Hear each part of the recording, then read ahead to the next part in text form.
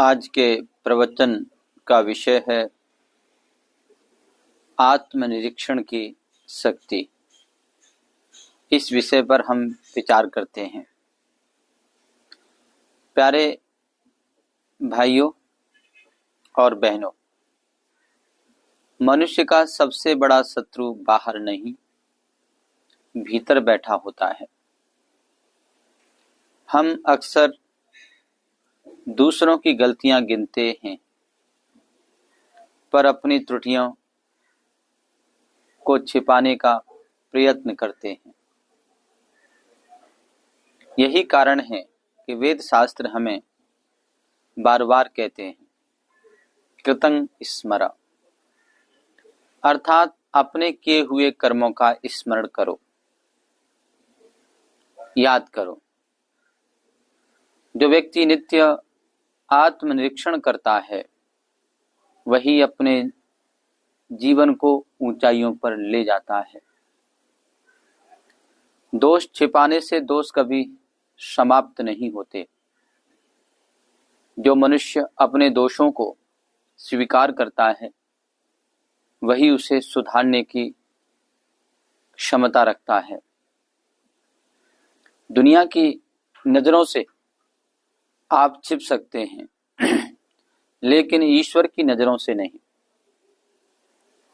यदि जीवन में एक दोष आ जाता है, जैसे बीड़ी, सिगरेट, तो उसके पीछे और अनेक दोष आने लगते हैं। बीड़ी से शराब, शराब से जुआ, जुए से झूठ, झूठ से आलस्य और अन्य बुराइयां। इसके विपरीत यदि जीवन में एक गुण आ जाए, जैसे ईश्वर भक्ति, तो उसके पीछे और अनेक गुण आते हैं। सुबह जल्दी उठना, स्नान करना, व्यायाम करना, समय पर कार्य करना, सत्संग करना। इसलिए कहा गया है, एक दोष अनेक दोष लाता है और एक गुण अनेक गुणों को आकर्षित करता है, अर्थात लाता है। स्वामी विवेकानंद जी कहा करते थे, हर रात सोने से पहले 5 मिनट आत्मनिरीक्षण करो। सोचो, आज मैंने क्या अच्छा किया और क्या बुरा किया।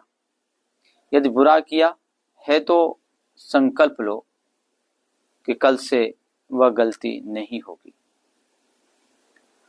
और यदि अच्छा किया है तो उसका आभार मानो।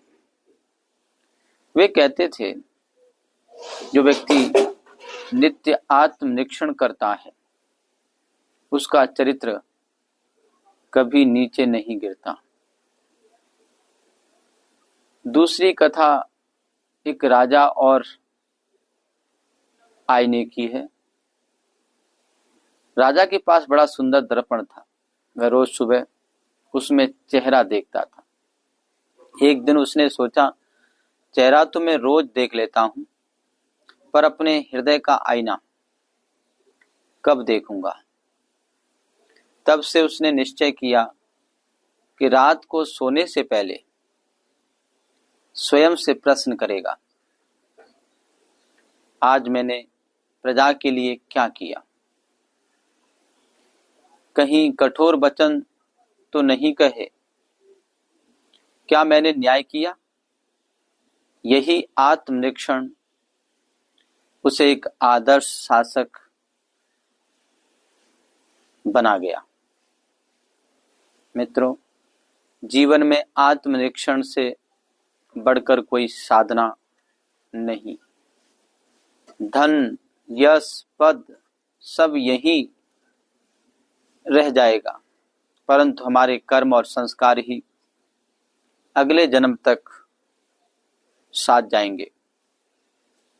इसलिए नित्य आत्मनिरीक्षण करें, अपनी गलतियों को स्वीकारें और सुधारें, गुणों को बढ़ाएं और दोषों को त्यागें। ईश्वर भक्ति को जीवन का केंद्र बनाएं, तभी सच्चा सुख, शांति और मोक्ष की राह प्रशस्त होगी। इन्हीं शब्दों के साथ ओम